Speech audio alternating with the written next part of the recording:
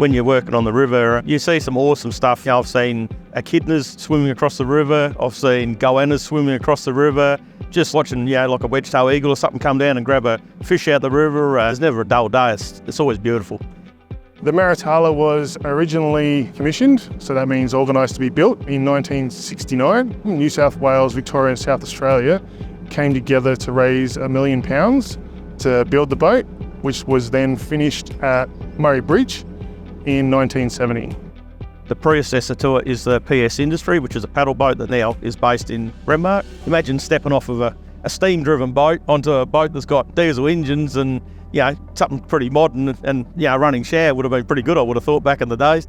It's been renovated inside in the last 12 months, but other than that, it hasn't really changed. It's exactly the same construction, same engines, same in every way as what it used to be. The Maratala is a really big boat. It weighs 270 tonnes. It sleeps 5 people on board, has offices and boardrooms and kitchens, carries a big crane, and it is designed so that it can travel up and down the river anywhere and lift heavy things.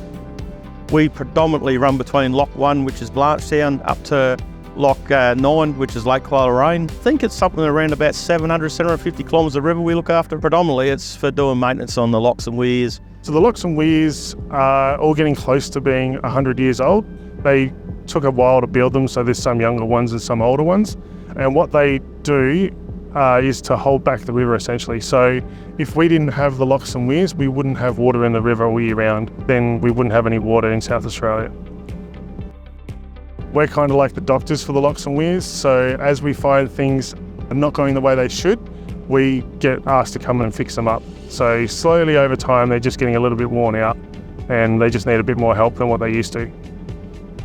In normal times, it does maintenance work. So we block off the lock chambers or parts of the weir so that we can do maintenance work. So we'll pump all the water out and climb down 6 metres into the bottom of it and then do whatever works we have to do.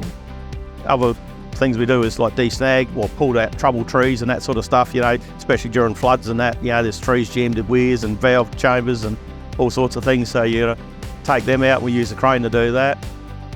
It's a pretty unique sort of thing. You're sitting in the crane and you're operating it, and there's people working down under the water, and you're hooking up or hooking down. You're ready to go over your wits about. You got a lot of things you got to take into account. How much current is there, because it might mean that you got to drop something in the water like a metre upstream of where you want it to finish up, and that's where it's, I suppose, quite challenging at times.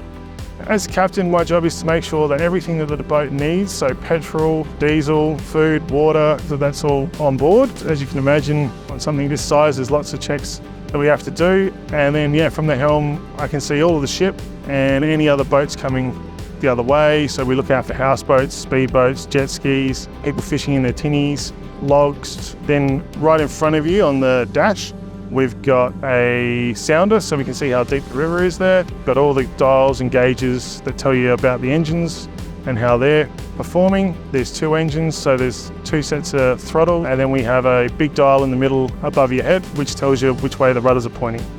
So I predominantly looked after the engine room and maintain the generator and engine room and that sort of thing, and make sure we're moving up the river in the right direction, not going backwards.